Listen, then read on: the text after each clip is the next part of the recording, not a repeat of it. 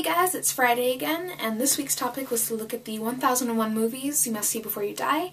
Pick one and watch it. So as I was looking through this list of movies I'd never heard of before in my entire life because I'm kind of a noob when it comes to movies, I saw this one gleaming title, number 1036, called, and because I'm going to screw this up, I'm going to read it, Borat, Cultural Learnings of America for Make Benefit Glorious Nation of Kazakhstan. Now, I've wanted to see this movie ever since it came out because it's kind of that movie that every single teenager has seen other than The Hangover, which I also haven't seen. And it's the movie that everybody's referencing all the time, and I never got any of those references because I hadn't seen the movie, and now I've seen it, and now I understand why people keep going, it's a Borat! So I call that a success. Borat was released in 2006 and is a mockumentary. It documents the journey of a man named Borat who was sent to America by the Kazakh Ministry of Information to gain a better understanding on American life for the benefit of his country, Kazakhstan. So Borat and his producer Azamat set off on a journey to New York,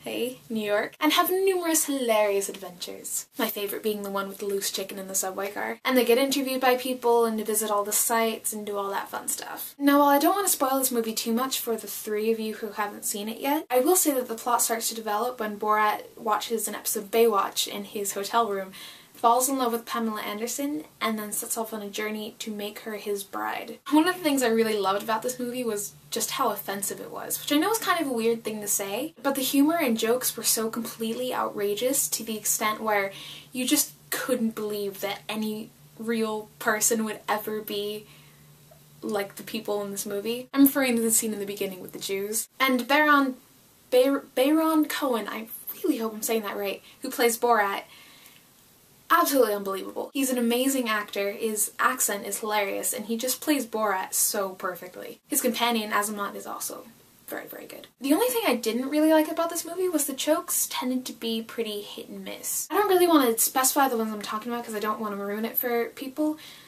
but basically the jokes were either so funny that you were kind of crying because you were laughing so hard, or it was just kind of eh. Yeah, I guess that was funny. All in all, this is definitely a movie worth seeing if you don't get offended easily. If you do get offended easily, just don't.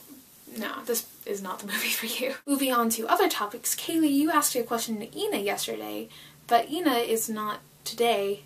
You're supposed to ask it to me, so I'm just going to go ahead and answer the question anyway, if that's alright. And the question is, if you could be in any famous YouTuber's video, who would it be and why? Now this is quite a hard question, but I'm going to have to go with Wheezy Waiter, who is linked in the doobly-doo. It's really just that he's one of my idols, because his content is consistently hilarious. He's part of one of my favorite bands, the Driftless Pony Club, and he's just really, really interesting. Or he seems like a really, really interesting person. In other news, next week is Viewer's Choice Week, so if you would be oh so kind as to go to our channel page down there and leave a suggestion for what you want us to do next week, that would be very much appreciated. So, thank you for that. Sarah, I shall see you. No.